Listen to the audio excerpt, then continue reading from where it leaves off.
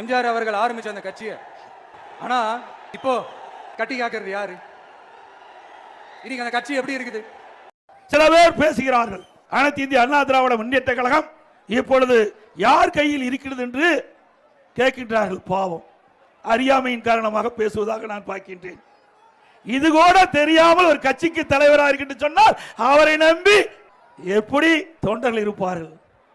சிந்திச்சு பாருங்க. இவ்வளவு பேர் இருக்கிறீங்க, இவ்வளவு பேரும் அண்ணா திமுக தொண்டர்கள், நிர்வாகிகள், அனுதாபிகள். நான் உங்கள் முன் பேசுகிறேன் என்று சொன்னால் என்னுடைய அரசியல் வாழ்க்கை 51 ஆண்டு காலம். 1974 என்னுடைய சிற்றூரிலே கிளைக்கழக செயலாளராக பொறுப்பேற்றேன். எனக்கு பொன்மனச்செம்மல் புரட்சி தலைவர் எம்ஜிஆர் என்ற மாமனிதால் ஈர்க்கப்பட்டேன். அதிலிருந்து படிப்படியாக உயர்ந்து உங்கள் முன் வந்து நிற்கின்றேன். இது உழைப்பால் நான் உங்கள் முன் நிற்கின்றேன். சில பேர் உழைப்பையே